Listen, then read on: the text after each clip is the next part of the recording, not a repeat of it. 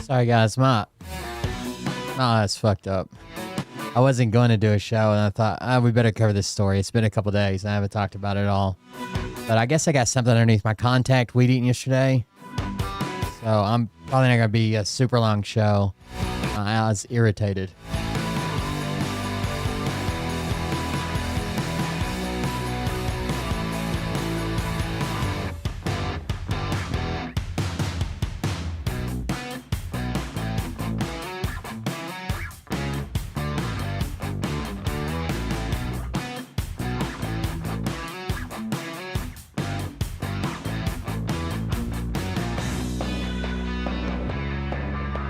I don't know. I haven't seen Destiny cover it. I saw Brian Tyler Cohen respond. I saw Pac-Man respond. I saw Aaron Parnas respond. It doesn't seem like that big a deal to me. I guess. I don't know. Like no one's telling them what to do. It's not coordinated with the DNC. That seems like an outright lie. It's like a creator fund to get creators off the ground. Incubator, I think is the way they call it. I don't know. I wonder what Destiny found. I do think that it's kind of hard to advocate for the downfall of the billionaire class if you're funded by billionaires, which is the criticism I've been hearing a lot about. But the same person that wrote the article gets paid by the exact same people to be a journalist, which is wild, right? The same stop at $8,000 a month or whatever. I wish I was in chorus. Hell yeah, I would take it in a heartbeat.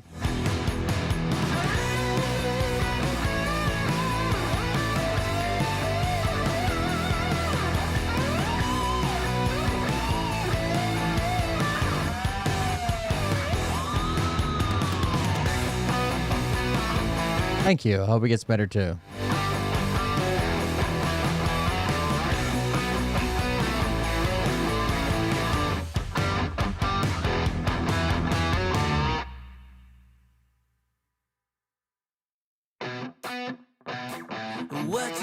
What you think about when you're born into a fire? Let them burn it out. Yeah, that's what I'm saying. Like for years, they've been saying, oh, the left needs to organize, the left needs to get like this, the left needs to cultivate new people in the online space. And then they do it, and they're like, oh, you're dark money, you're part of the DNC. I don't think it's that big a deal. Maybe I'm crazy.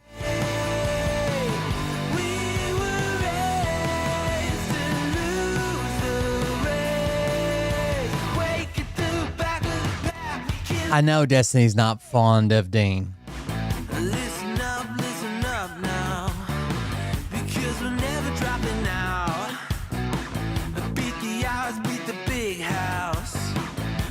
I think the Dean just put down Destiny for really no reason, or at least that's the way I stumbled upon it originally. This is bigger than ourselves. We won't let the world burn away. I think they're trying too hard. I think almost all the TikTok creators are trying too hard for purity tests, right? That's microaggressive.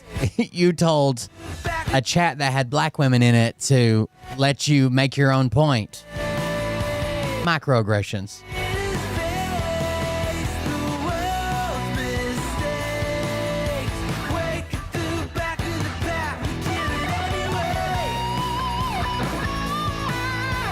That would be awesome. I mean, I would love to do it. I think they're looking for somebody much larger than my show. You know what I mean?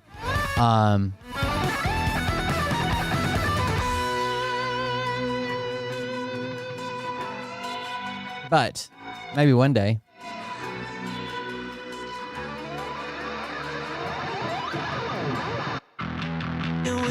I enjoyed playing Kingdom Come Deliverance so much. Kingdom Come Deliverance 2 so much. I went back and bought the original one. that I've never even played. It's like fucking 10 years old at this point, and I'm playing it now. It is fun.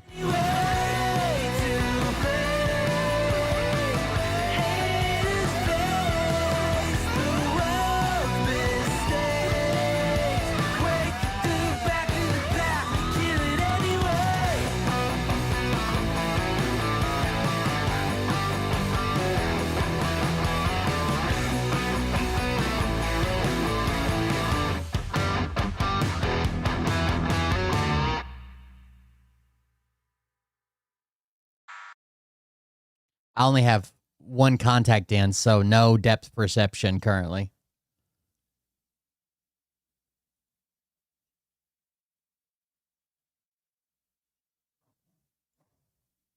Let's see what we got here. Hey daddies, it's me, the Linda Binda from TikTok. I wanted to make this video because I wanted to thank you for watching Cold Beer Confessionals with Will Bird. I think that's just incredible. I've watched a few episodes and I'm just like very intrigued. But you know what I'm most intrigued in is Big Daddy's meat stick. Surely I heard not. that it's very thick, like a good old German sausage. You know, Linda and her coochie loves that. Oh, never mind. Let's not go there. Anyways, I hope you have a good show and enjoy it as you can. There's a lot of weird things that go on, especially when it comes from the realm of Linda Bindaland. So, enjoy the show. Thanks for watching. Peace out. Welcome, everybody. Why is this is so weird. My computer is going out of time. It's over 5 minutes ahead currently.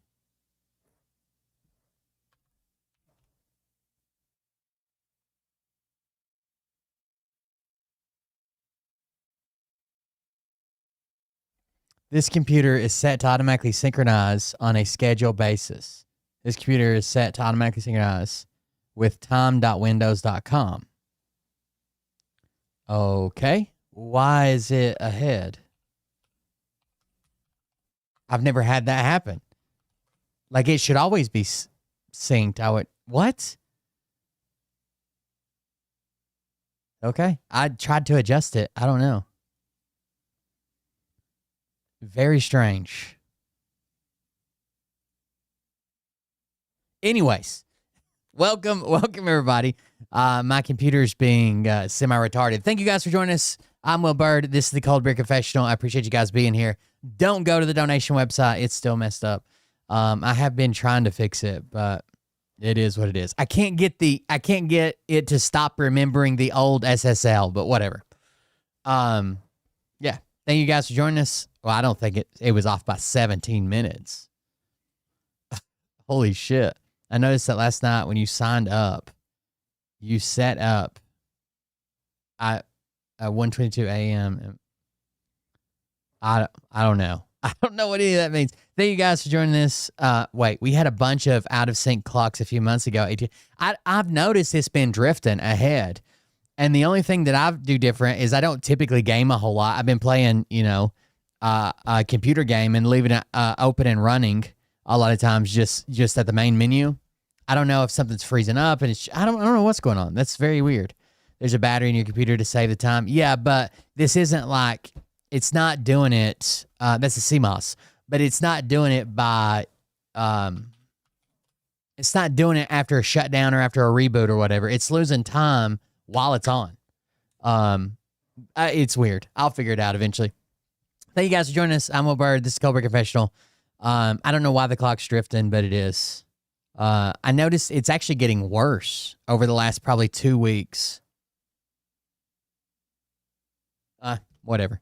Thank you guys for joining us. We're going to talk about a couple different things today. I appreciate you guys coming out. If you want to support the show, do it at buymeacoffee.com/coldbeer. Thank you guys for all the support that you show, or subscriptions, bits, whatever.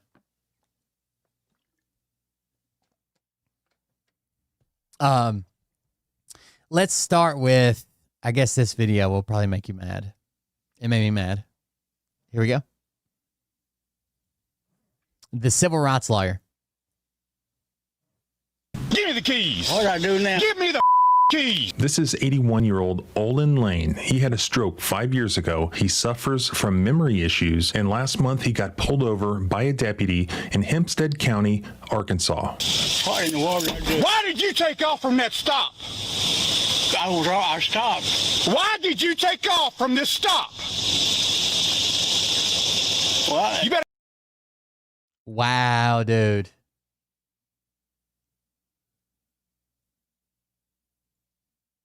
Wow. You know what this reminds me of?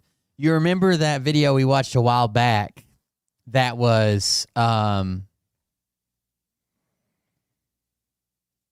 it was the two kids that were headed to school, the brother and sister, and the cop's like just standing in the middle of traffic and he's pointing some people this way and some people that way. And if he points you this way, he wants you to pull over. But there's already a car pulled up. It looks like he's just directing traffic.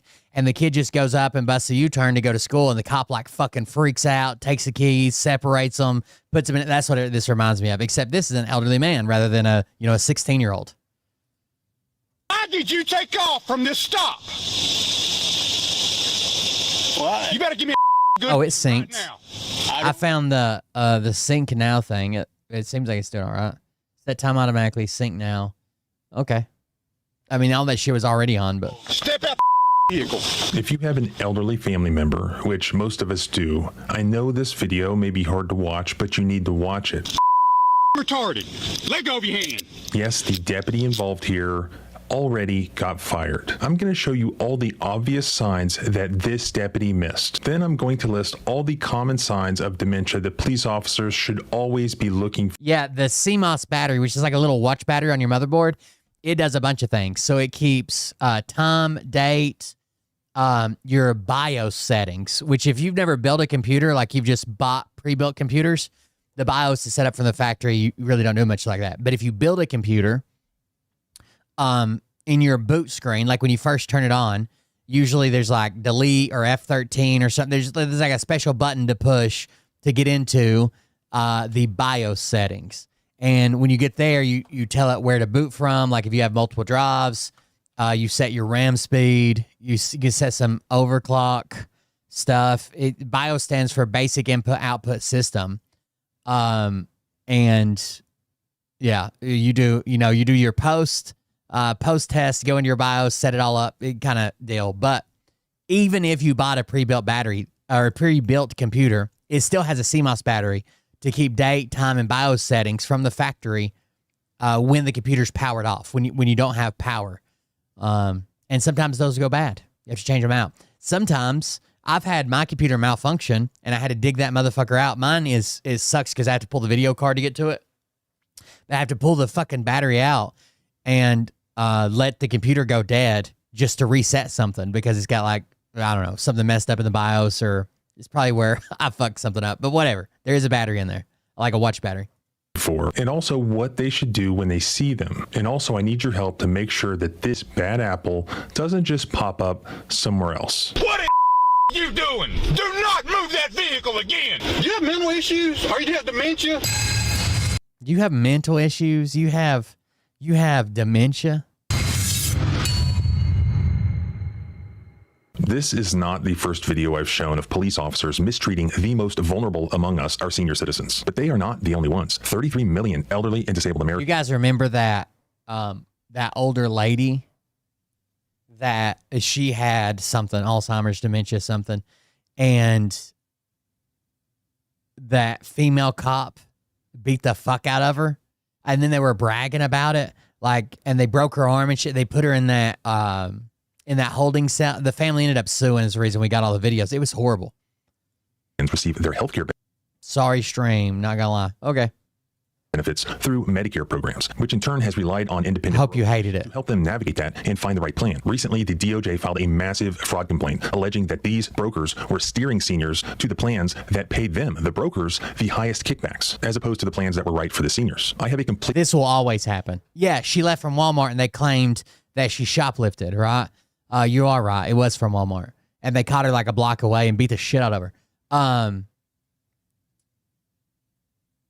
This has always been an issue. The Medicare plan, I noticed this with Dad a lot of times. Like, the plan they wanted to sell him was not the one that would benefit his the most, because there's open enrollment once a year, and everybody tries to get you to update your Medicare plan, and Dad just quit doing it because it was such a hassle and all these phone calls, and he would just pick it up once and be like, I don't want to change, and hang up.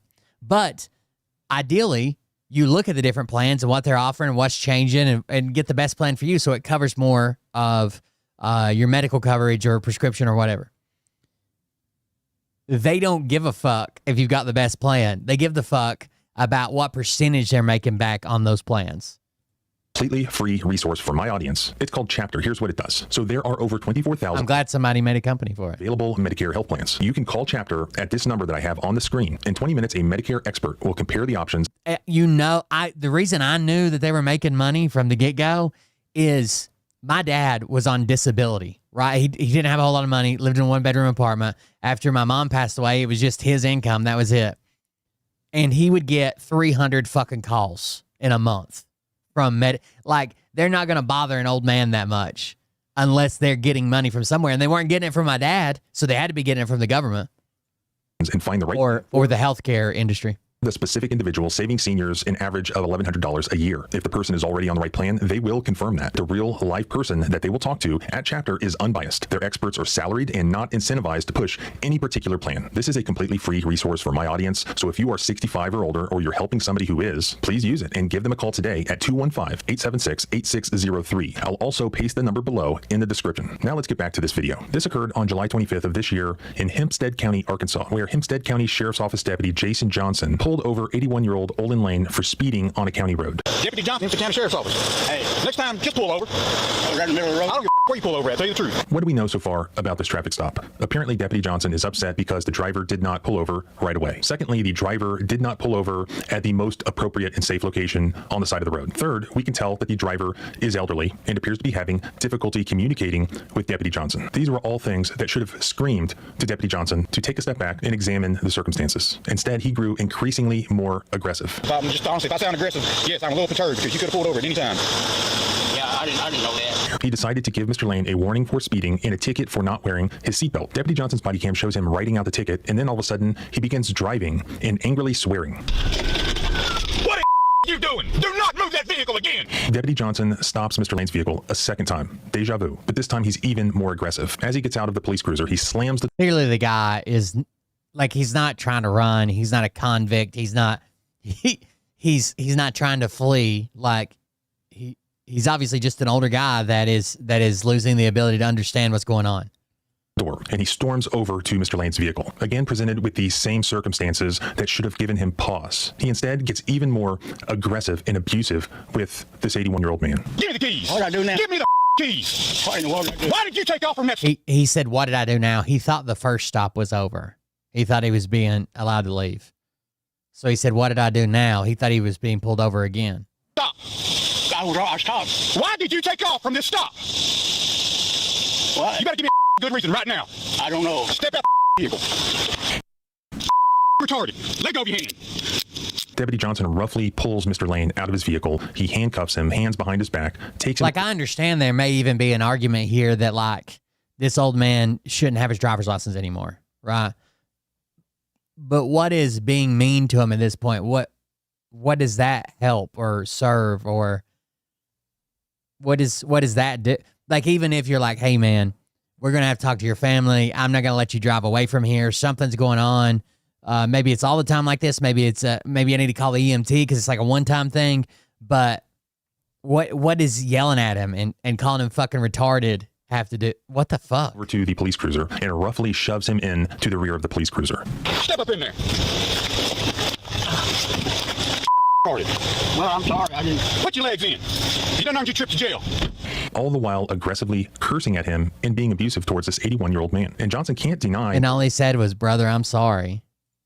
the signs of possible dementia. After he puts Mr. Lane into the rear of the police cruiser, still handcuffed behind his back, he begins shouting. Yeah, you know it's got to be terrifying for this guy. He has no idea what's going on.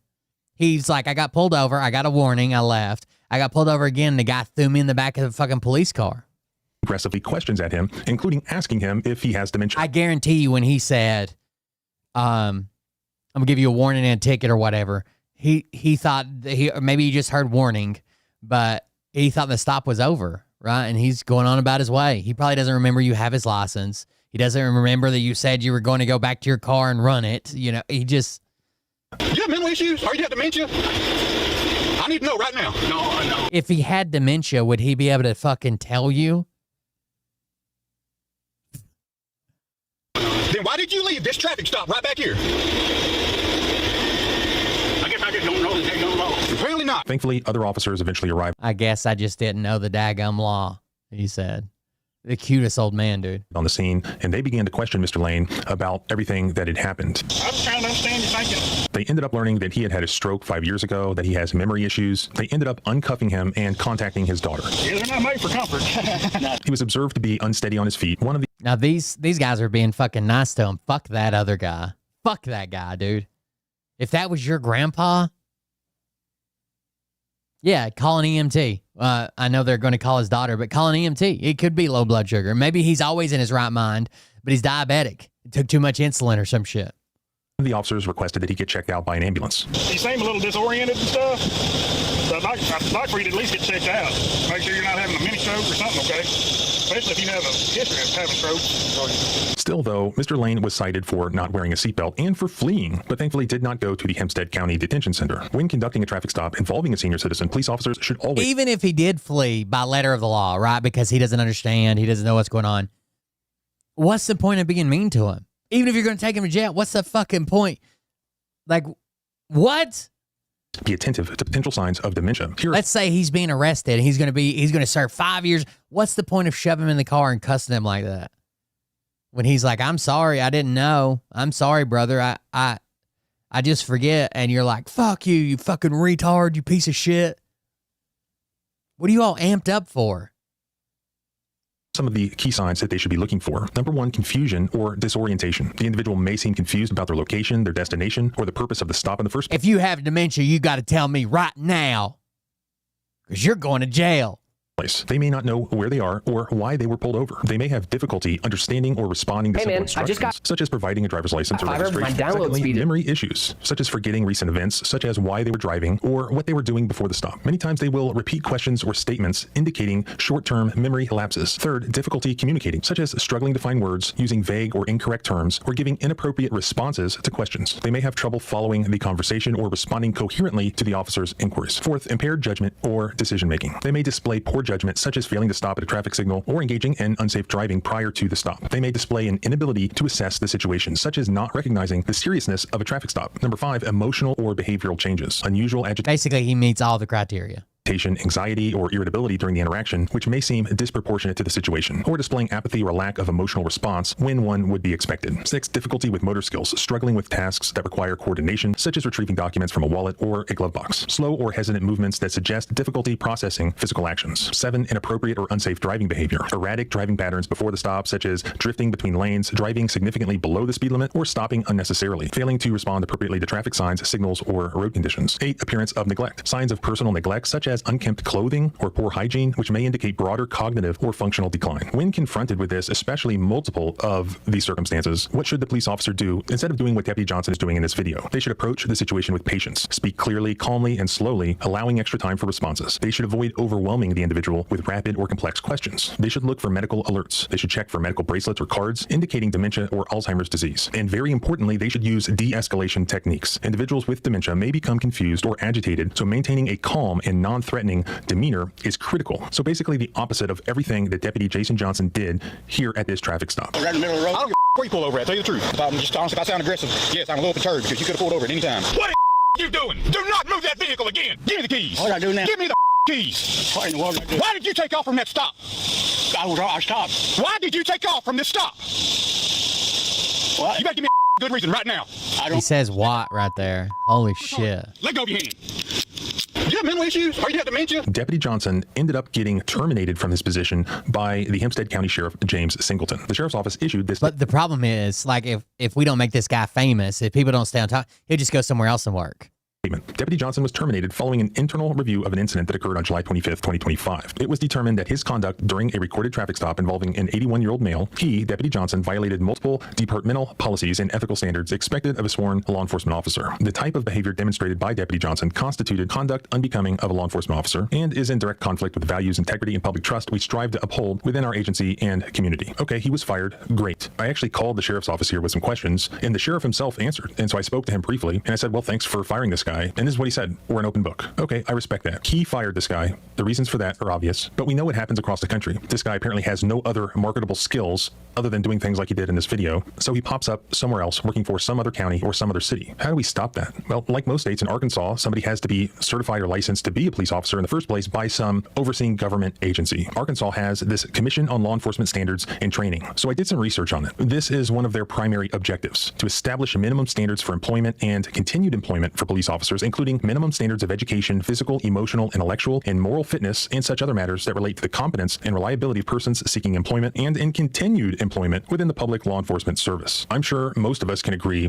that Deputy Jason Johnson, or former Deputy Jason Johnson, does not hopefully meet whatever the minimum standard is for emotional, intellectual, and moral fitness. He is not competent, he is not reliable, and he should not be certified. Just looking at their website, I could see that this guy, Chris Chapman, was the director of this entire commission. I ended up finding his email address, and I emailed him, and I sent him a link to the media report about this with some of the body cam footage, and I asked him, is there any ongoing investigation into this guy? Are you guys doing anything about him, or is he going to pop up somewhere else? Did I get a response? No. I waited even several days, no response. But if you look around on their website, they have a listing of all of their staff there at the Commission on Law Enforcement Standards and Training. I'm not sure which member of the staff should be the government employee who is charged with protecting the public from bad apples such as this guy, but a lot of them have email addresses on there and other forms of contact. Their website doesn't show any obvious way of beginning a complaint like this or inquiring about a complaint like this, but maybe with your help, we can get that figured out. So if we ever do get that figured out, I would love to do an update on this situation, and you can follow along by subscribing both here and at the blog at thecivilrightslawyer.com. You can follow me on X at John Bryan ESQ. Our rights don't end where your... This just came out a few hours ago. That's insane, dude. Freedom is scary. Deal with it. By the way, did I tell you this? Because we already watched the video. Let me go to his channel. I think it's a short he did. This was, remember when we watched the SWAT team raid the wrong house and they said they're not paying for anything? We're just not doing it. We're not paying for anything at all. Well, here's the update to that. After the video went semi-viral. Showing the SWAT. Yesterday, I posted the video showing the SWAT team in Las Vegas showing up at the wrong address, busting down the door of an innocent homeowner, causing $20,000+ worth of damage, and then thereafter refusing to pay for any of the damage that they mistakenly caused. Well, with your help, following us putting that video up on YouTube, within hours, they apparently got results. I got an update email today from the homeowners. Here's what they said. Quick update, we went to meet with the undersheriff and they pretty much rolled out the red carpet for us this time. They apologized for how things were handled and said they should have never denied it. They offered to cover all the damages. They were super nice, actually.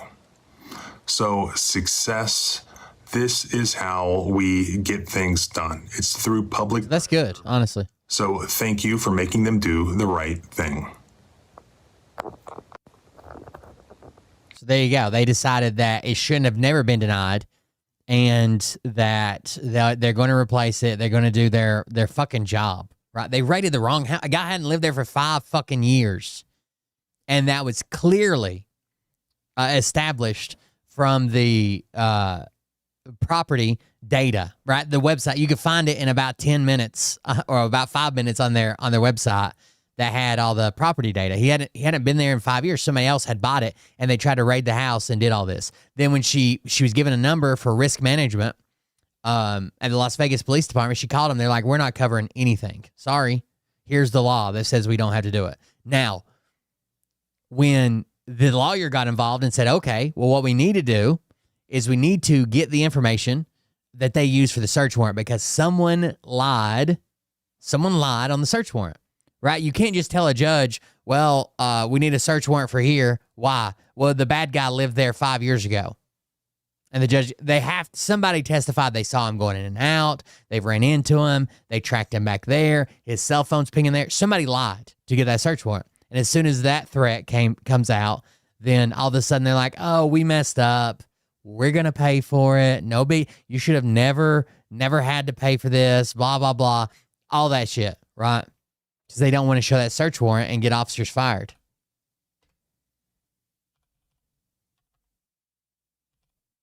All right, we got to read an article. Can you guys tell my one eye's kind of fucked up? Can you see the red in it? It's getting better. I haven't worn contact on this side all day. A dark money group is secretly funding high-profile Democratic influencers.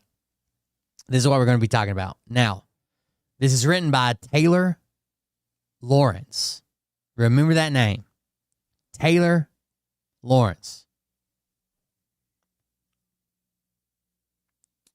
An initiative aimed at boosting Democrats online offers influencers up to $8,000 a month to push the party line. That's a big claim, right? $8,000 a month to say what we want you to say.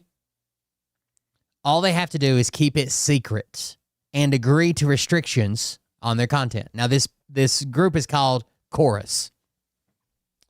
In a private group chat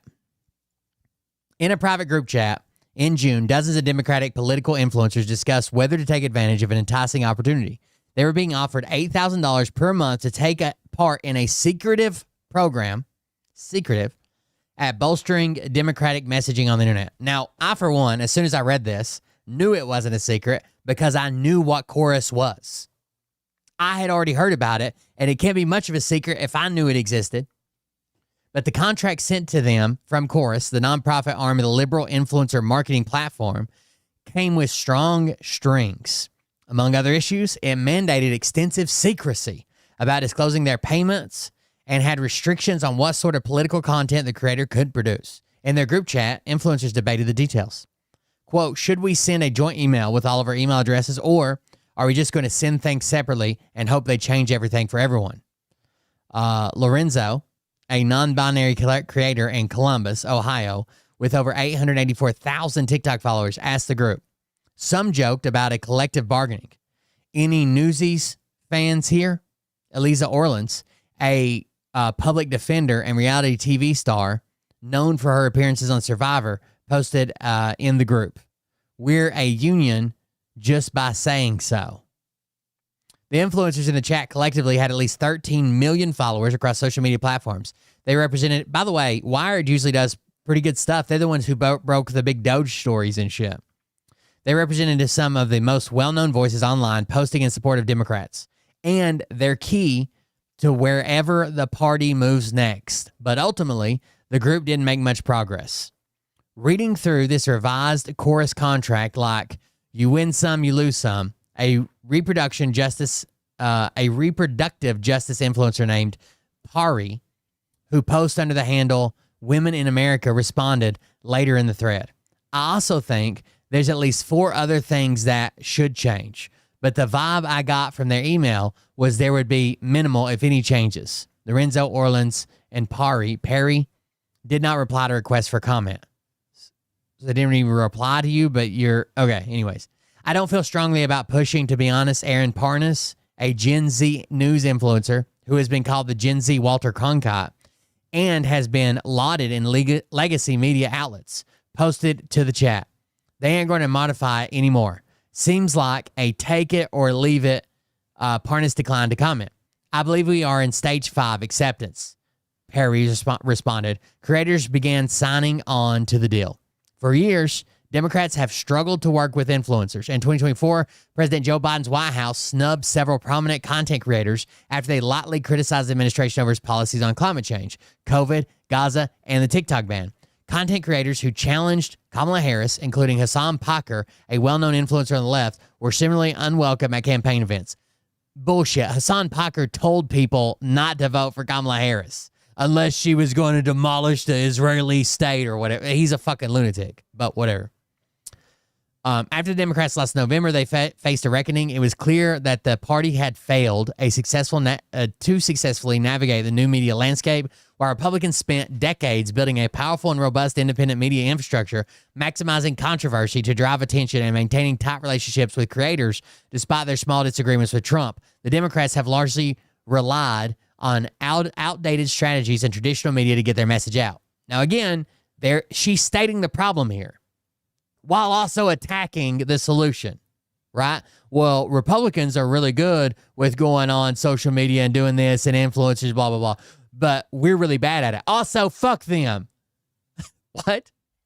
Now, Democrats hope that the secretive Chorus Creator Incubator Program, funded by a powerful liberal documentary group, the 1630 Fund, might tip the scales. The program kicked off last month, and creators involved were told by Chorus that over 90 influencers were set to take part. Creators told Wired that the contract stipulated they'd be kicked out and essentially cut off financially if they even so much as acknowledge that they were part of this program. Some creators also raised concerns about a slew of restrictive clauses in the contract. We're going to talk about that in a second. Influencers included in the communication about the program, and in some cases as an onboarding session for those receiving payments from the 1630 Fund, included Olivia Giuliana, the centrist Gen Z influencer who spoke at the 2024 Democratic National Convention, Lauren Perretra, a former Playboy executive turned political influencer who hosts a podcast for Occupy Democrats, Barrett Adair, a content creator who runs the American Girl doll themed pro-DNC meme account, Suzanne Lambert, who has called herself a Regina George liberal, Ariel Fodder, an education creator with 1.4 million followers on TikTok, Sander Jennings, a former TLC reality star and older brother of trans influencer Jazz Jennings, David Pakman, who hosts an independent progressive show on YouTube covering news and politics, Lee McGowan, who goes by the online moniker Politics Girl, and dozens of others. The first two declined to comment. The rest did not respond to requests for comment. According to copies of the contract viewed by Wired, the creators signed, the influencers are not allowed to disclose their relationship with Chorus or the 1630 Fund, or functionally, that they were being paid at all. Dozens of liberal influencers are believed to have been approached by Chorus about the 1630 Fund financing opportunity this spring. So basically, what you're going to hear described here is, yes, they are offering up to $8,000 a month. What it does is it takes a creator that has a large account, but not large enough to leave their job, and says, this is your job now. We're going to feed you this money till you get on your feet, so you can make content 7 days a week. You don't have to worry about clocking in, clocking out. You're just doing content now. We don't tell you what content to put out. We don't tell you can't talk about. We'll talk about it in a second. But here is how you're going to make the leap from being a 9-to-5 worker or whatever and doing content to being a full-time content creator. Dozens of liberal influencers are believed to have been approached by Chorus of the 1630 Fund financing opportunity this spring. They were told that Chorus appreciated the work that they were doing online and was asked if they'd be interested in being part of the first cohort of a new program that Chorus was running to help expand their reach and impact, creators told Wired. But following the initial outreach, many creators expressed concerns about some stipulations. According to copies of the contract viewed by Wired, creators in the program must funnel all bookings with lawmakers and political leaders through Chorus. Creators also have to loop Chorus in on any independently organized engagements with government officials or political leaders. Well, I think they might have to know that for reporting regulations or whatever. If I want to work with another politician, I have to fully collaborate with them, said one creator who was offered the contract but ultimately declined to take it and asked not to be named. If I get Zoran and he wants to do an interview with me, I don't want to give that to them. Creators in the program are not allowed to use any funds or resources that they receive as part of the program to make content that supports or opposes any political candidate or campaign without express authorization from Chorus in advance and in writing per the contract. The contracts reviewed by Wired prohibit standard partnership disclosures, declaring that creators will not publicize their relationship with Chorus or tell others that they're members of the program without Chorus's prior express consent. A screenshot from a slideshow that was shared with Wired following this article's publication by Graham Wilson, a lawyer working with Chorus, that offers several talking points if a member or the cohort wanted to discuss Chorus publicly. They also forbid creators from disclosing the identity of any funder and give Chorus the ability to force creators to remove or correct content based solely on the organization's discretion if that content was made at a Chorus organized event. Okay. There are some real great advantages to housing this program in a nonprofit, Wilson said to the creators on a Zoom call reviewed by Wired. It gives us the ability to raise money from donors. It also, with this structure, avoids a lot of the public disclosure or public disclaimers, paid for by blah, blah, blah, that you see on political ads. We don't need to deal with any of that. Your names aren't showing up on, reports filed with the FEC. Wilson did not reply to requests for comment before the article was published. Yeah, but that's about protecting the creators, which I think is what most of this is, but we're still going. The Federal Election Commission declined to comment. The goal, of course, according to the fundraiser deck obtained by Wired, is to build new infrastructure to fund independent progressive voices online at scale. The creators who join the incubator are expected to attend regular advocacy trainings and daily messaging check-ins. Those messaging check-ins are led by Cohen on rapid response days. The creators also have to attend at least 2 Chorus newsroom events per month, which are events Chorus plans often with lawmakers.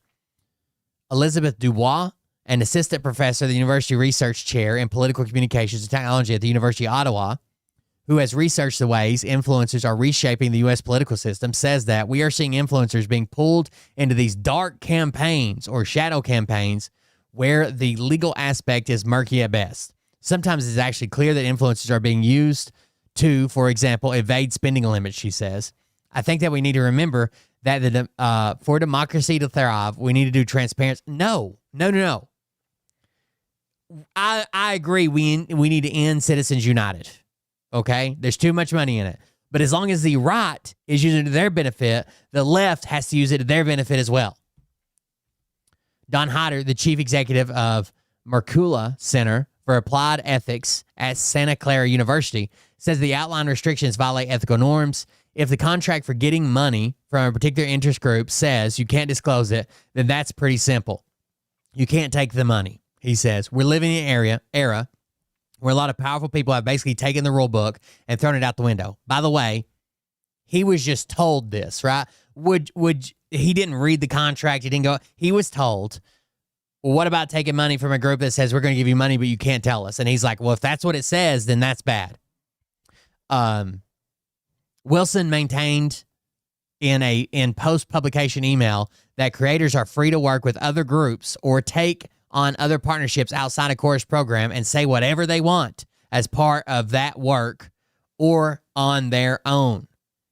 Keith Edwards, a Democratic content creator who has skyrocketed to fame on YouTube since starting his channel last year, was not invited to be part of the program, but believes that the way it was structured seemed predatory. He says that he would never agree to take part in a program if a program that was run in secret and wouldn't allow him to disclose funding. Again, they just told him this, and he's like, oh, I wouldn't do that. What I don't understand is, why wouldn't you just donate to creators directly who have already built something and just need to put gasoline on the fire, says Edwards. Democrats at least understand that the internet exists now, so that's good, but they still think influencers are just there to do a terrible direct-to-camera interview that no one watches rather than just treating us like another form of media.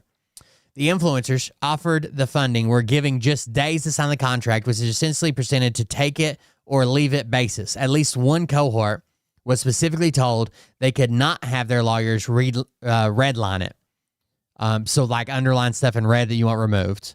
They're just saying, no, we're not changing it. This is to protect us and protect you.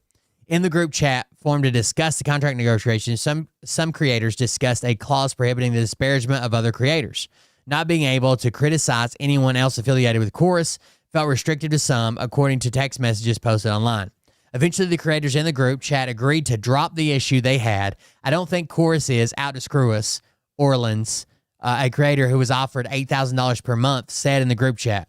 Some influencers for Chorus Creator Incubator Program were offered as little as $250 per month, according to one creator who declined to accept the deal, while others were offered membership into the Amplifier cohort, which provides up to $8,000 per month. Again, depending on the size of your audience. 1630 Fund has emerged as a powerful funder in Democratic spaces in recent years. Its website notes that issues supported by the organization include economic equality, affordable health care, climate solutions, racial justice, voter access, and other essential social change goals. The organization was founded in 2009 as a liberal response to the conservative dark money groups and organizations like the Koch network, and under Trump, it has soared. In 2018, the 1630 Fund provided $141 million to more than 100 left-wing causes in order to bolster Democratic support during the midterms, according to a tax filing obtained by Politico. I don't know why they put that in the middle. In 2020, the fund distributed more than $400 million, according to the organization's public tax filings, which Politico said was used in efforts to unseat then President Donald Trump and Republican Senate majority. In 2022, the 1630 Fund spent $196 million backing state ballot measures on abortion rights headed into midterms, according to NBC. Just 4 donors accounted for close to 2/3 of these funds' revenue in 2023, according to his tax filings. The largest donor gave the group $50.5 million, and others donated, while others donating $31.4 million and $21.8 million and $13.6 million. Those are the top 4. The 1630 Fund, which is not required to disclose its contributors, has for years been a major funding source for liberal and progressive causes and groups, including those that spend in elections, says Walker Davis, a research director for the open government group Citizens for Responsibility and Ethics in Washington. Though their recent tax returns indicate that they have pulled back from the eye-popping sums they raised and spent in 2020, the organization is still one of the top spending politically oriented nonprofits in the country. Again, if we're using Citizens United and the right's doing it as hard as they fucking can, the left has to do it too. Chorus, which is described in contracts reviewed by Wired as a project of the 1630 Fund that handles operations for the Creator Program, launched in November 2024 with ties to Good Influence, a for-profit influencer marketing agency aimed at helping content creators connect with social good campaigns. Good Influence was founded in October 2020 by Stuart Perlmutter, the former communications director for Representative John Yarmouth of Kentucky.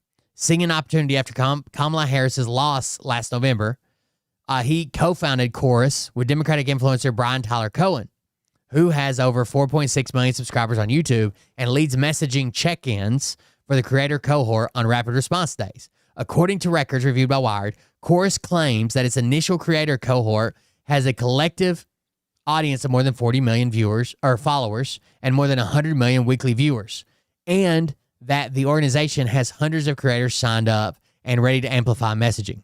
I've spent most of my career researching right-wing media and sounding the alarms about the collapse of our old information environment, Ellie Langford, the director of programming at Chorus, said on a Zoom call with dozens of creators in June. Our political systems haven't been able to figure out a real solution, and I've been really excited to see you all treading the path forward.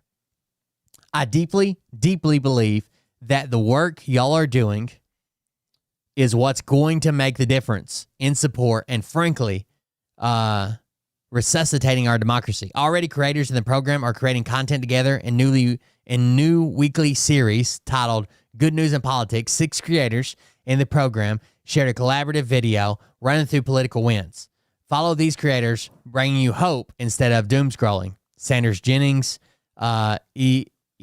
Orleans, Jess Craven, Tono Latino, Gemma Talks, the Zactivists, they posted. While some creators have been eager to work with Chorus, others distrust the organization. This spring, Chorus faced a wave of backlash from prominent content creators whose images were included in the firm's fundraising deck without permission. I was included on some of Chorus's decks, like, we have access to V. When you don't, said V. Spahar, a liberal content creator with over 3.5 million followers on TikTok. By the way, when you create a pitch deck and you haven't contacted anybody yet, you might use big names in that space and say, these are the type of people we're going to try to reach out to, but whatever. Following the publication of this article, Wilson said that there is no record of V being included in any of the Chorus material ever, nor being named as part of the effort. The faces of several well-known influencers were featured prominently on Chorus website beneath a giant donate button. However, users who clicked the button were taken to a fundraising page for Chorus instead of anywhere their dollars would go directly to the creators featured. Progressive YouTuber and former Media Matters staffer, Kat, who's running for Congress in Illinois, was pictured on Chorus's website and included in fundraising decks without her consent. She asked that her image name be removed and no longer used for fundraising purpose. Spahar and other content creators have accused Chorus of attempting to establish themselves as gatekeeper to Democratic political leaders. What we need is for people to invest in independent media. And that doesn't necessarily mean investing in a consulting group that is going to become the middleman for independent media.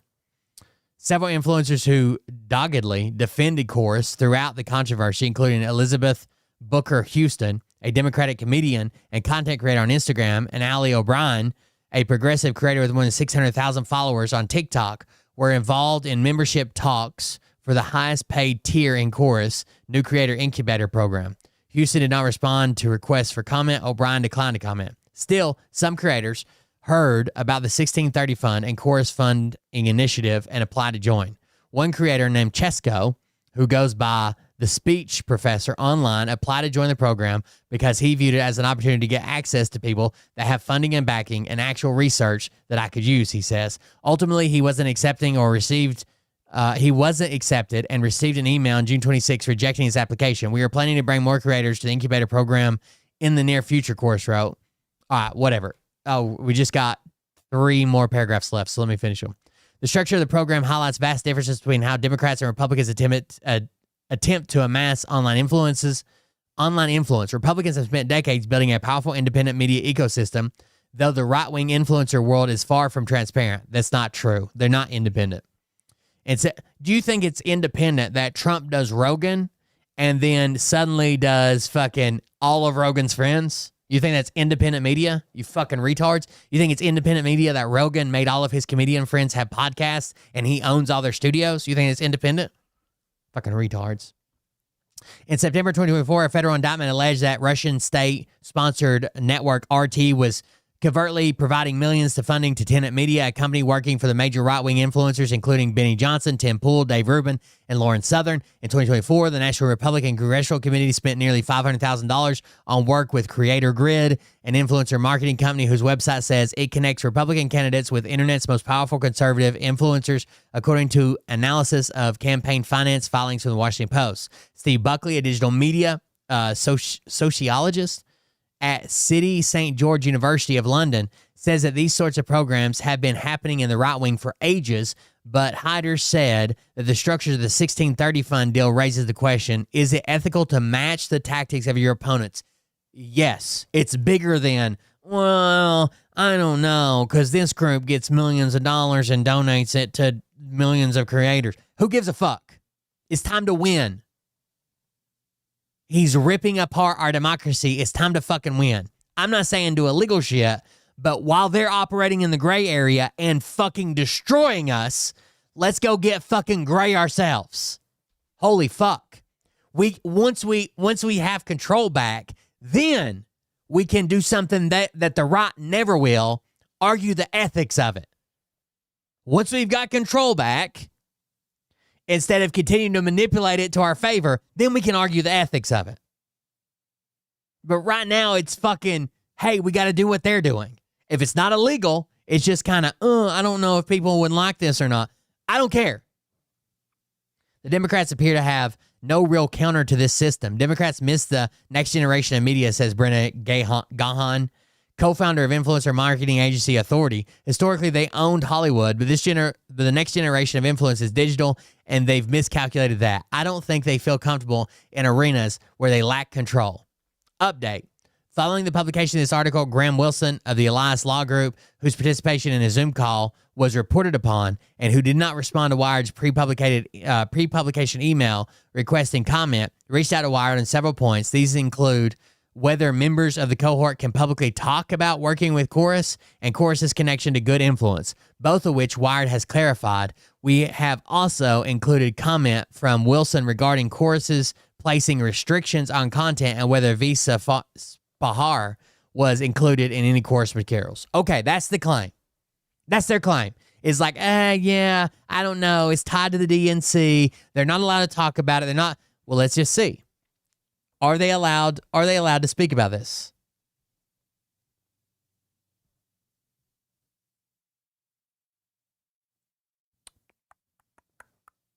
Sorry, I got to pull up all my links. Give me a second to refresh it.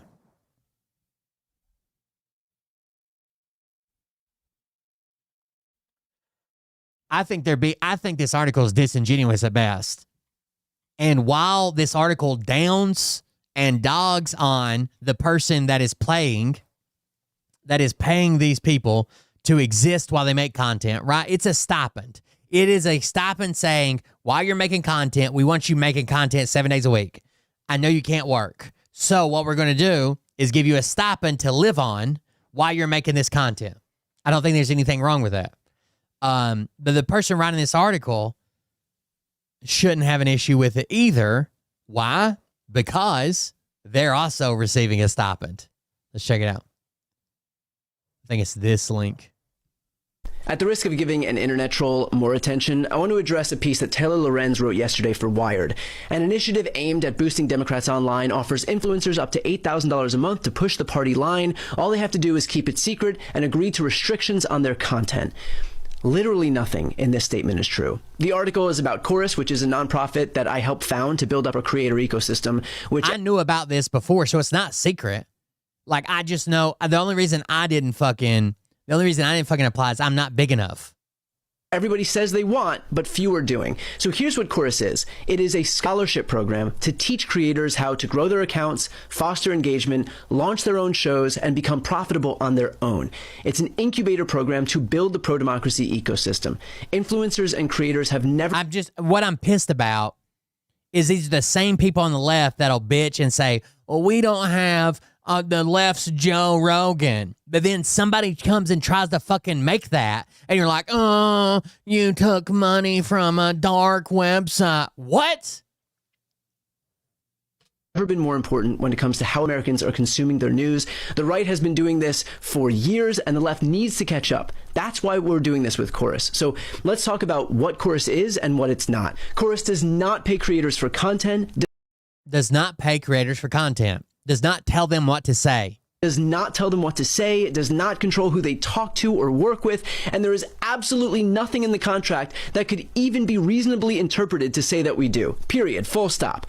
I don't know a single creator who would willfully sign up for a program that would tell them what they can or can't say. That's not what this program is. We pay people to show up to workshops and technical trainings to optimize their content online. I understand. If someone ever sponsored me, I'm probably going to have to lose the retard.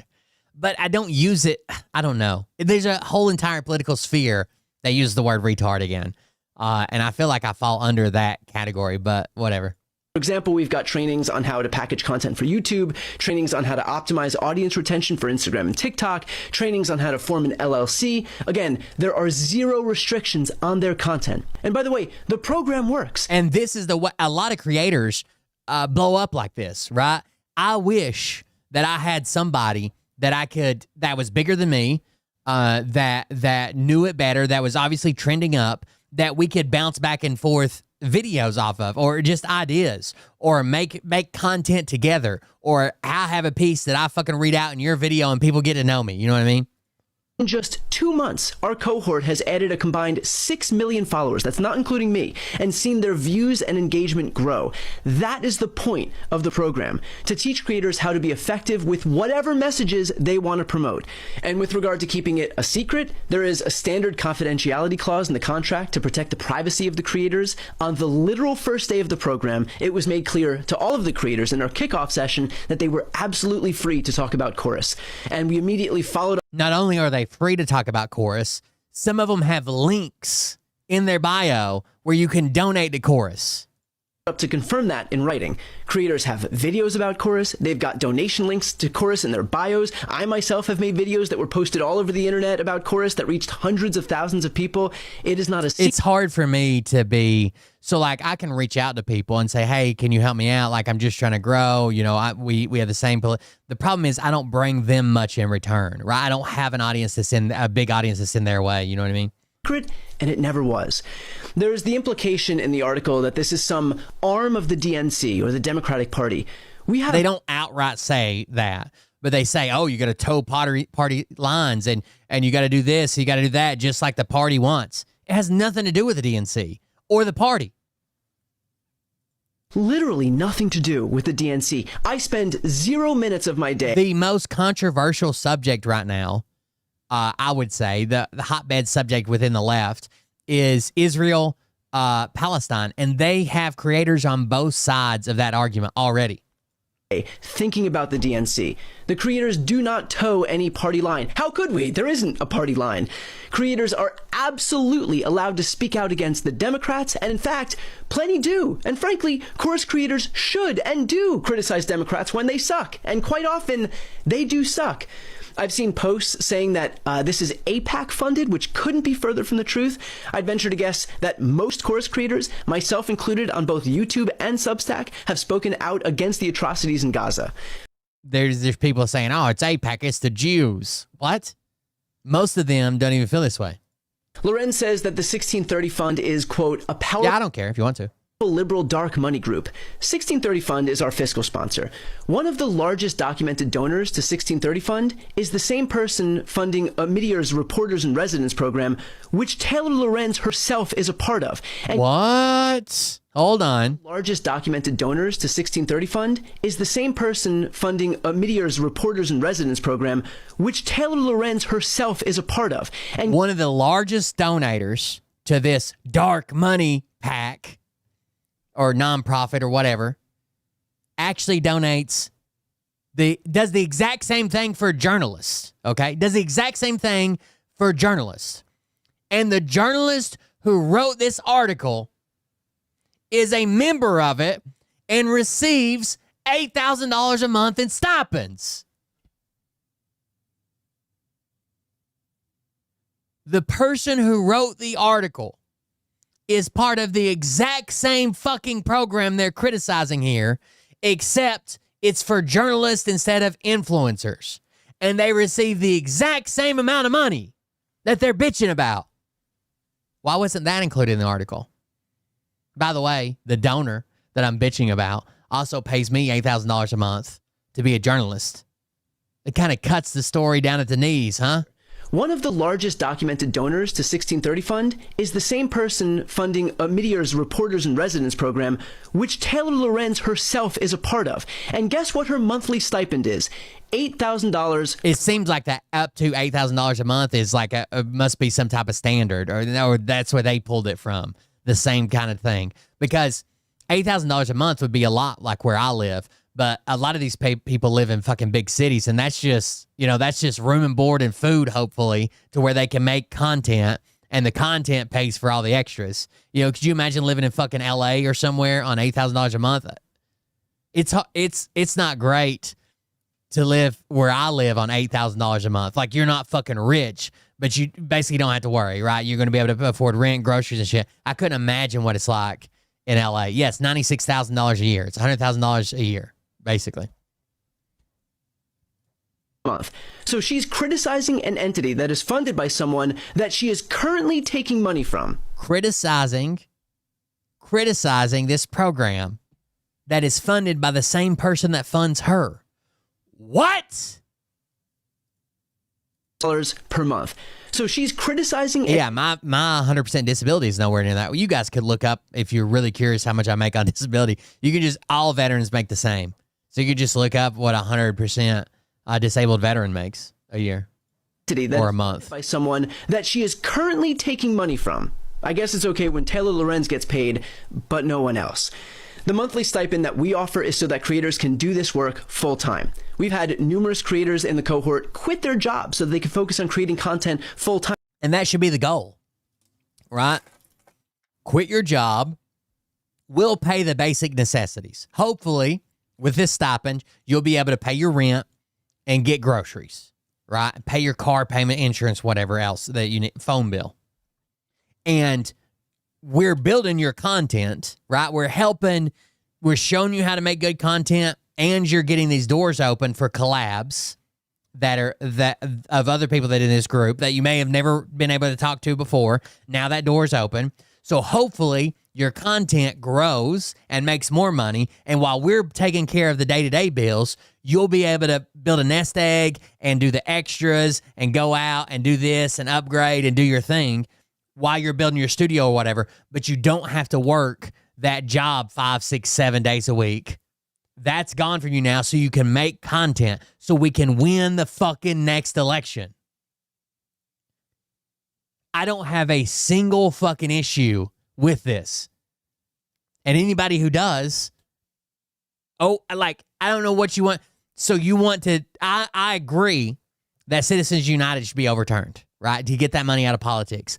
Until we're in power and have the ability to do that, what, we just lay down and lose? We watch the Republicans do it day in and day out, and worse shit, illegal shit they shouldn't be doing, right? And we're just like, oh no, ethically, we can't participate in that system, so we'll just lose elections.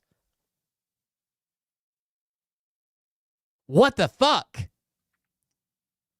We can't pay a stipend to creators because that money comes from billionaires. And we believe billionaires shouldn't exist. Okay, well then, get ready for the fucking Trump train. I don't know what the fuck to tell you. That is what we want. I'm really proud that we can give creators that security for as long as they're in the program. We want people to create pro-democracy. I hope the way the program's structured is it builds you up to graduate from the program and brings in newer people, right? Once you've graduated and you don't even need the stipend and everything's going good for you, they graduate you from the program and say, hey, we hope you keep working with us, blah, blah, blah. We'll try to work with you in this capacity, but we've got to get younger people in that don't have the stability that you have. Democracy content full time, and we want to make sure that they can afford to pay their rent and their bills while doing it. If I could have cohorts with 1,000 people in it so that everybody could be part of the program, I would. For everybody saying that they would like to be part of the next cohort, we would love for you to apply. That's our whole goal. It's to build up an army of pro-democracy content creators who can speak authentically about the issues that they care about and be able to do it as effectively as possible. I should note, if they're not telling you what to create, it's an absolute lie to say that they told you couldn't address this topic or you couldn't, speak about chorus, which obviously is a lie. Some people have it in their bio. Like, here's a link to donate to chorus. They help me out. They sponsor this, whatever, right? And it just seems like a lie. And to insinuate that it has anything to do with NC is crazy. While I started this program, I have never and will never get paid. I do this 100% as a volunteer. I have never earned a dime from Chorus, and I never will. I want every dollar that we raise. I think the person had a chip on their shoulder about this, right? Because they're getting paid by the same fucking people, by the way. And I think that Wired has come out with a lot of really hard-hitting right-wing things lately. And they want to appear like they're non-biased, so they're going to run it. And I think that the author is the biggest fucking hypocrite in the world. Holy fuck. Creators so that they can do this important work without spending 8 hours a day working at some different job. I've been saying for years that the left needs to build up its creator space. That has never been more true than it is right now. Influencers and creators have never been more important when it comes to... You can stand on your principles all you want. That I would never take a donation from anyone whose net worth is more than $5 million ever. Okay? But if you expect everybody else to stand on that principle, then we're just going to lose elections. And how do you fix the system to remove this dark money and billionaires and blah, blah, blah without having any power in the system? How? People can't afford their fucking groceries. You expect grassroots to come up with billions of dollars to fund the fucking media machine it takes to win an election? How Americans are consuming their news. The left is a decade behind right now.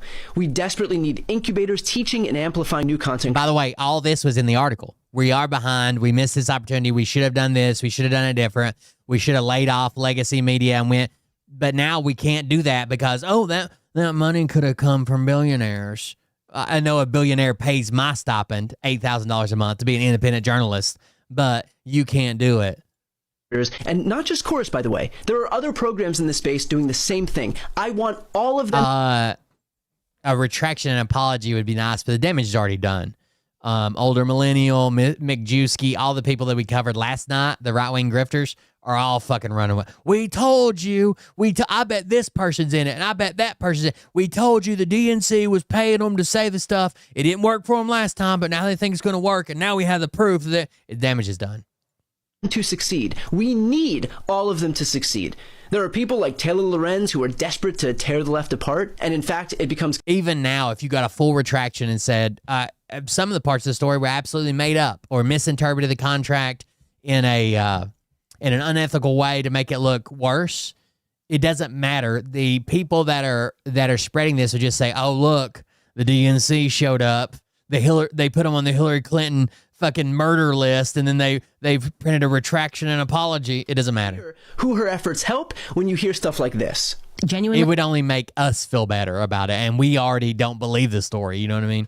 I kind of like Taylor Lorenz because I know that she actually believes what she says. You get what I'm saying? So yeah, I generally don't align myself with friends of Tucker Carlson and Candace Owens. I continue to believe that the left needs massive investments into the independent media space. I'm really proud of the program that we've built. I'm really proud that we've allowed creators to do this work full time. I'm really proud of the independence that they have to say whatever they want to say in whatever way they want to say it. I'm really proud that our creators are seeing their channels and their pages grow. My goal is to see an army emerge from the left to take on what's happening on the right. Taylor Lorenz and Republicans don't want to see it, but we do. If you also want to get in the fight, apply to the program at wearechorus.com. Let's see. Wearechorus.com to apply to the program. I hope one day I'm big enough to think like, they might actually accept me. I was not even... What about David Pakman? He's part of it, right? He's part of the dark money machine that toes the line. All right, I was not even going to talk about this because I hate participating in the drama. I hate the circular firing squad that often builds on the left.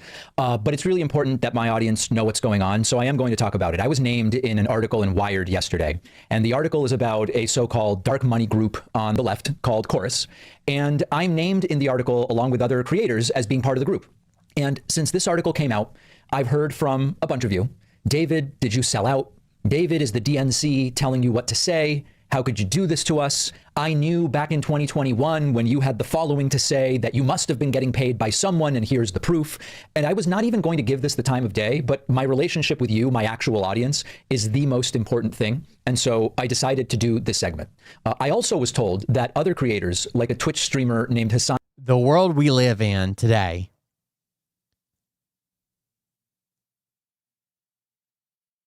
retractions don't matter.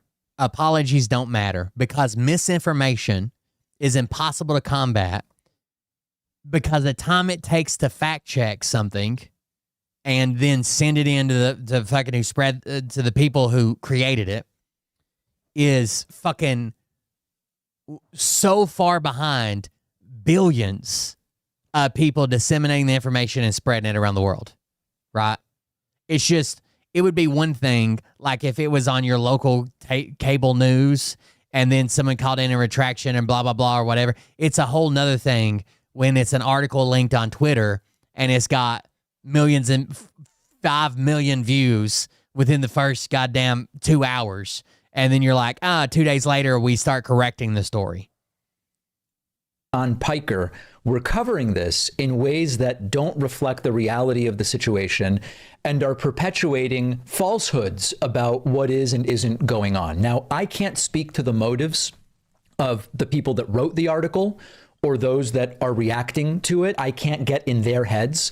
All I can do is tell you what's going on, and then you can judge and you can make an assessment of me. Now, I also want to mention, I'm aware that many of the people I'm hearing of aren't even part of my audience. They're doing well, now I'm unsubscribing, and they mostly were never subscribed. And so I'm aware of that, but it doesn't matter because I want... Taylor Lorenz is now walking back the article. So she put, Chorus wouldn't let the creators comment for the article. They threatened to kick out any creators who spoke to the press. Aaron is correct that Chorus didn't pay them to post specific content. This is Taylor Lorenz's own comment. She says, Aaron Parnas is correct. Chorus didn't pay them to post specific content. Then why does your article, the title of your article says differently? You don't even have to read the article, the title. is at odds with your current fucking statement, you dumb bitch. But I do think that the contract was unethical in how it banned disclosure. So write that.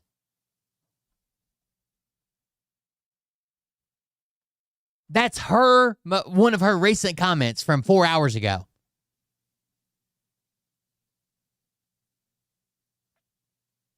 It's because there's a formula to form public opinion out there that includes rage bait, misinformation, hit pieces that will be quickly spread and backtracking slowly, but the effects will be there forever. Tarnishing the target's reputation. It is a very smart tactic. I don't even know how to effectively counter it. There isn't a counter.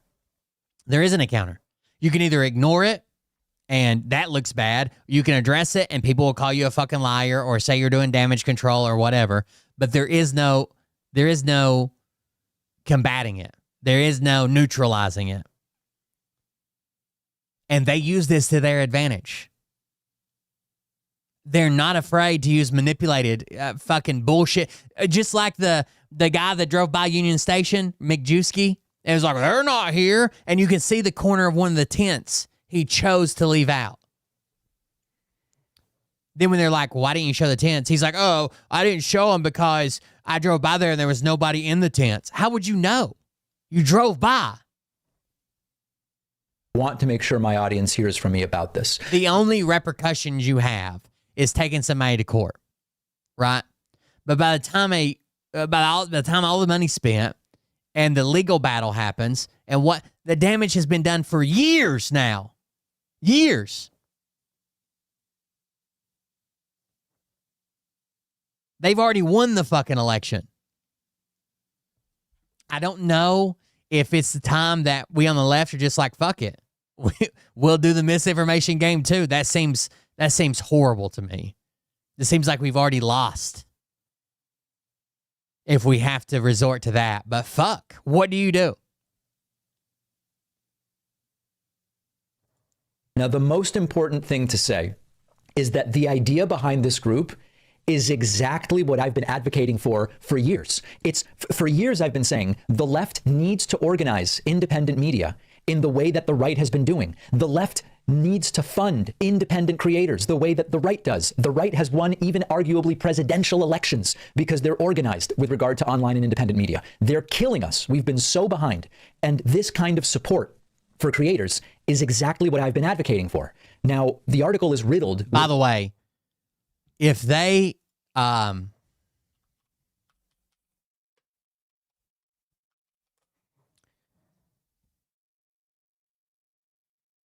if the idea was to hide that these creators were part of Chorus, right? Because you can't disclose that. You can't tell anybody where you're getting your money from.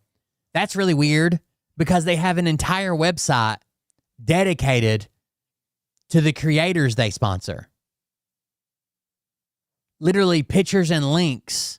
And it says, we are Chorus. How the fuck would it be? You can't tell anybody that you're getting paid by us, that you're part of it. You can't. They did a really fucking bad job then.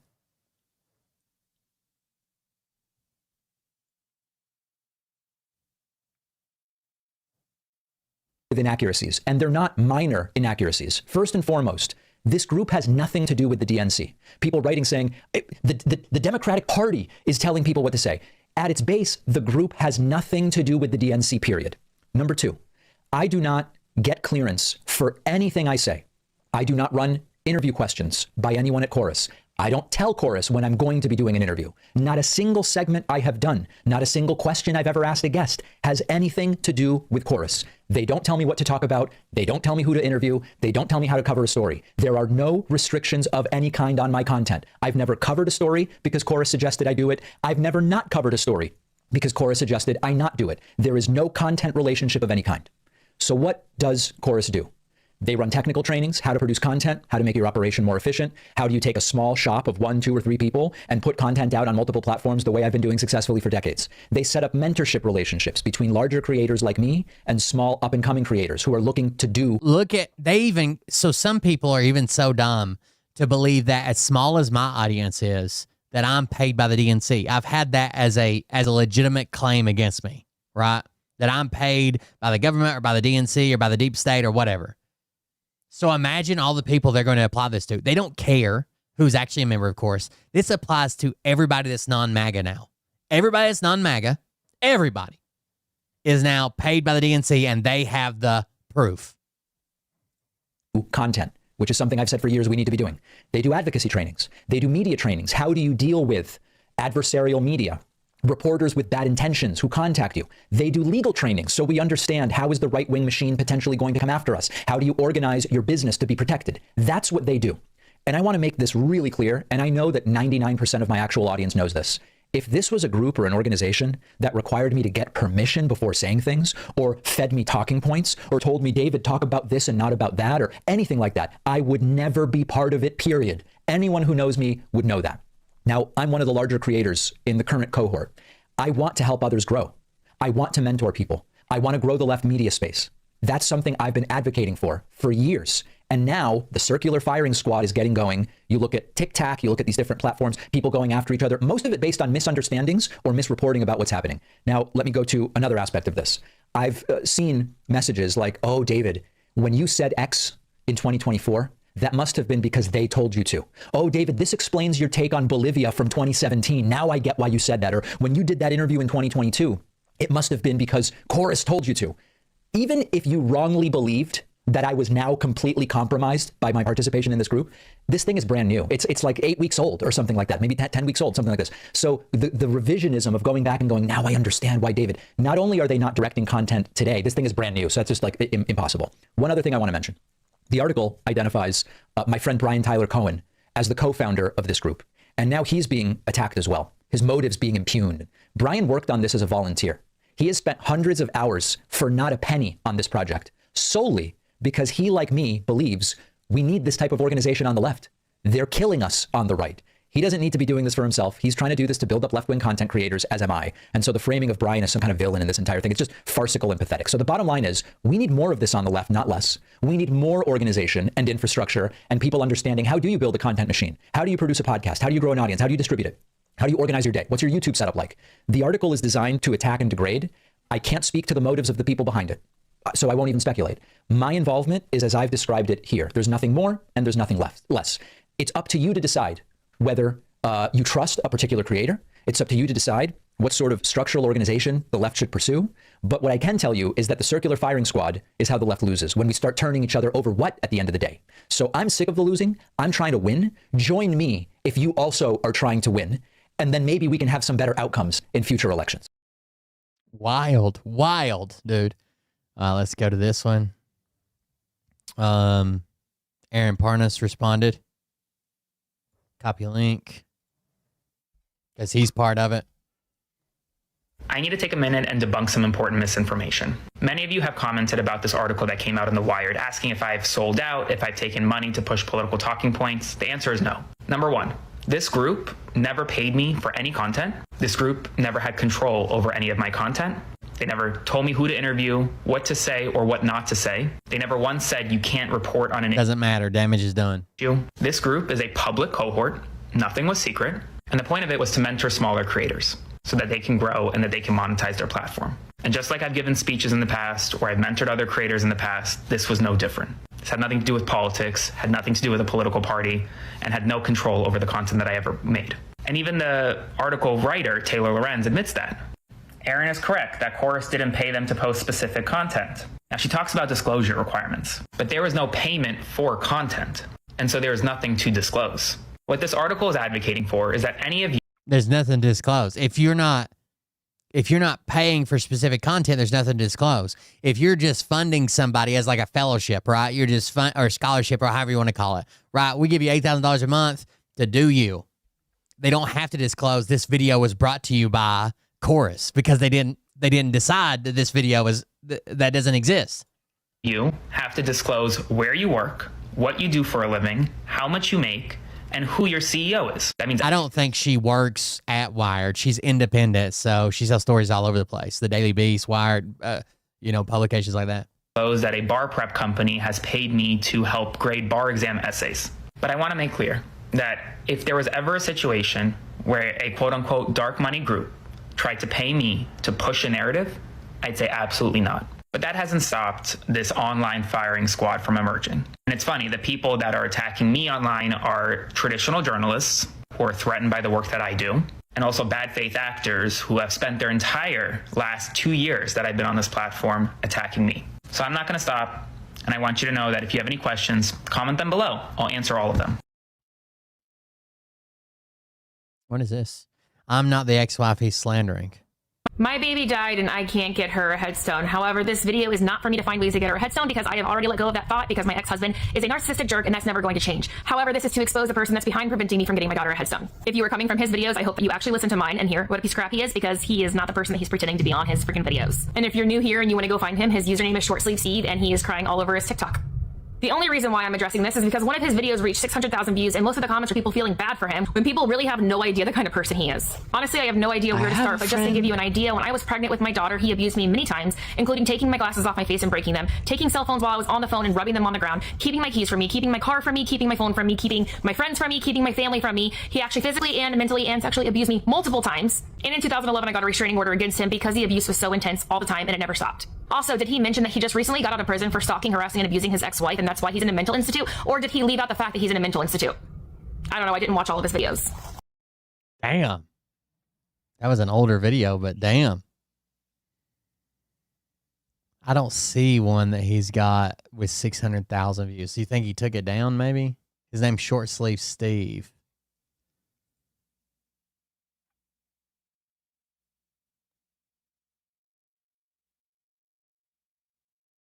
Damn. That was intense. That was a lot. All right. I'll leave you with some music. I'm ending early because I need to go put something in my fucking eye. It's bugging the shit out of me. Yesterday, it was just like a lot of like sleep build up in it, which I guess is probably it trying to repair itself. But today I took my contact out once I woke up. I shouldn't have slept in it last night, but I did. And now it's fucking bothering me. So here you go. The Ballad of Big Balls. I love fucking Jesse Wells. When I heard the NRA was writing big ass checks, I went right down to the office and I said, me next. They said, go you to the school, spread the good news. I said, I need a bulletproof vest and some good running shoes. They said, we got those. I said, cool.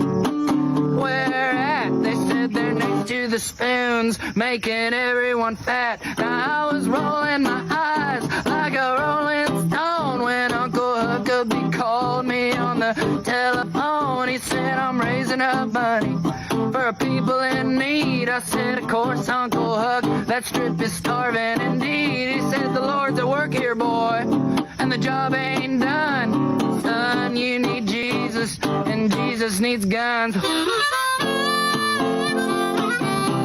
It makes no sense. One man's terror is another man's defense.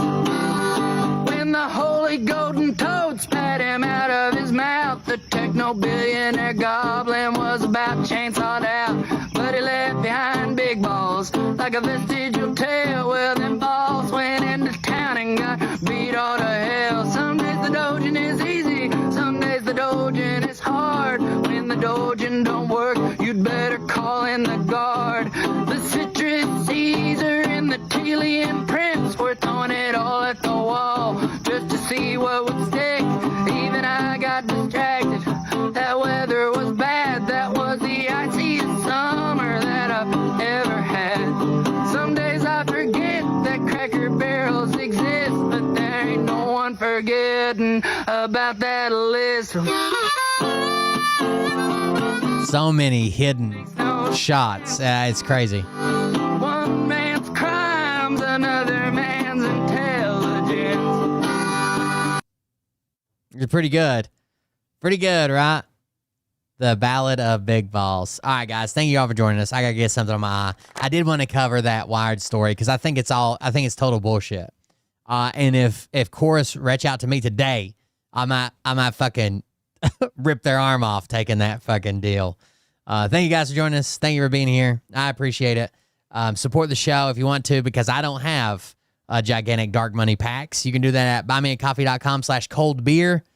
Check out Jesse Wells and the other creators we covered today, and I'll see everybody on the next one. Have a good night. Love you. See you. Bye. Somebody make a good clip out of the video. That's what you guys can do since we're ending kind of early. Clip me, baby. Have a good night, guys. You got homework. Remember where we parked, chat. Douchebag happens to see this particular show. You don't have the fork and balls to call out the people on this planet by name and tell them exactly who they are and tell them the rest. The time stayed synced today. It says I can't update to Windows 11. I'm still on Windows 10. It says I can't update to Windows 11 because something called Secure Boot. But I don't know. Maybe it's time to build another machine. Fuck it. AMD has a whole new platform. The 50 series cards. Look out. Maybe we'll do a stream building a new streaming PC, maybe. As soon as I get my dark money check.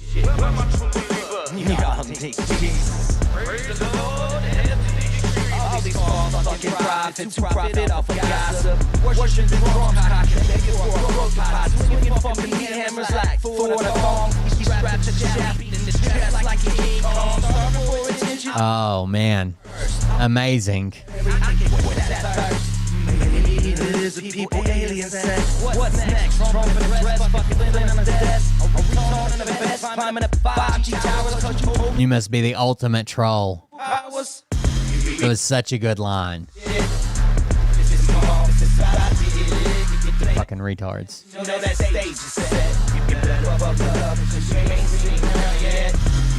I think I started some shit.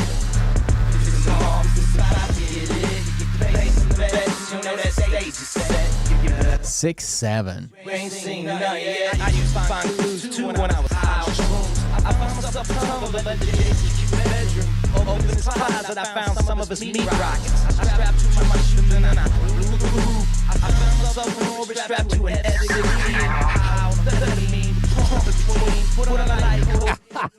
I'm a combat veteran, you motherfucker. I have enough goddamn guns to arm a small village. What? Get my files. Wait, You couldn't have been more off. fucking stop. Dude, come on. Seriously. I have more guns in this office than you've ever owned in your life. I can almost guarantee it.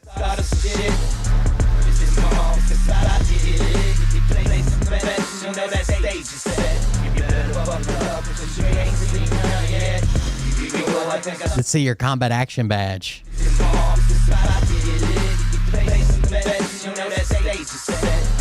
Somebody needs to teach these motherfuckers how to troll. Round 3. Down goes Nino. Say this is so got him back from the ropes, trying to ram down his throat. Now things I get can't do everything, guys. so well. The schedule's filling up. So they ring the bell. You got all the network do. No damn research. They work. Copy on octane first. 9 and second string. And they acting like they know it is. Asshole so bullshit and runs to the shit. All the nonsense on my conscience. It's hard to sleep at night. Who the fuck is this in my window with this time of the night? These parasites and teachers with all their secret reasons. Teaching all you fucking reasons about baby heathens. Believing in reason with no meaning is bullshit. Real word, motherfuckers out here busting the griffs. Here we go, I think I started some shit. This is my home, this is how I did it. You can play some bets, you know that stage is set. You better buckle up, because you ain't seen none yet. Here we go, I think I started some shit. This is my home, this is how I did it. You can play some bets, you know that stage is set.